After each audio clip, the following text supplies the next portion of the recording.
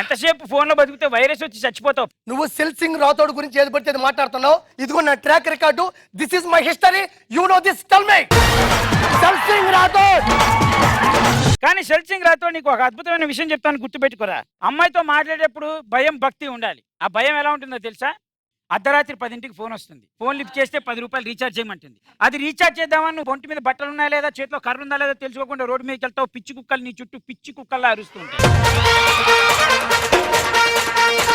ఆ టైంలో నీ ఒంట్లో భయం పుడుతుంది చూసావా, అది భయం. రాథోడ్, భయం చాలా విలువైంది రాథోడ్.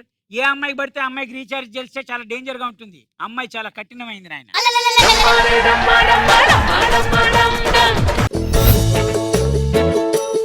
పెళ్లిలో నా కాలు కడిగారు, పెళ్లి తర్వాత నా చేతిలో గిన్నె కనిపిస్తున్నారు. ఆడోళ్ళతో పెట్టుకుంటే ఏమైతుందో ఇప్పటికైనా అర్థమైంది అనుకుంటా.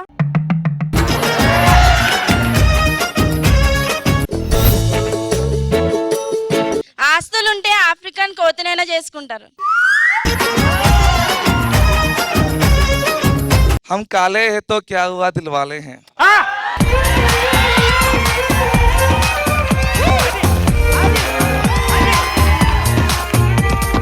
Let's welcome beautiful handsome guy Nandu.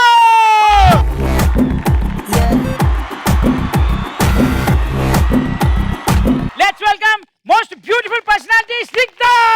ఓ పిల్ల పిల్ల పిల్ల నా పెప్పర్మెంట్ పిల్ల ప్రేమిస్తా ఉంటే ఇలా వెళ్ళిపోతావంటే అలా ఏ గిల్లా గిల్లా గిల్లా గుండె కొట్టేసుకుంటుంది పిల్ల నా కాడల్ ఇసుకు నువ్వే అని పైకటి చెప్పాలా. హలో హలో గీత, నేను చంటిని. చంటి గారు చెప్పండి. నందు ఫోన్ లిఫ్ట్ చేయట్లేదు. నా షో నా ఇష్టానికి తను వస్తా అన్నాడు. అదేంటి నా షో నా ఇష్టానికి వస్తానని నా ఫోన్ లిఫ్ట్ చేయలేదు ఇప్పుడు. అదేంటి అక్కడికి రాలేదా? ఇంకా రాలేదు. ఇంకా రాపోవడం ఏంటి? నేను రీచ్ అయిపోయానన్నాడు. కాదు, నీతో ఎప్పుడైనా అబద్ధాలు చెప్పాడా నందు? నాతోనా? ఆ. నాతో నందు అబద్ధం చెప్పలేదు కాబట్టి మీరే అబద్ధం ఆడుతున్నారు అనుకుంటా. నాతో అయితే ఎప్పుడు అబద్ధం ఆడలేదు, నిజమే చెప్తారు నాతో అని నువ్వు అనుకుంటున్నావు. అది నిజమని నువ్వు అనుకుంటున్నావు. నేను అనుకుంటాను అంటే అది నిజమే.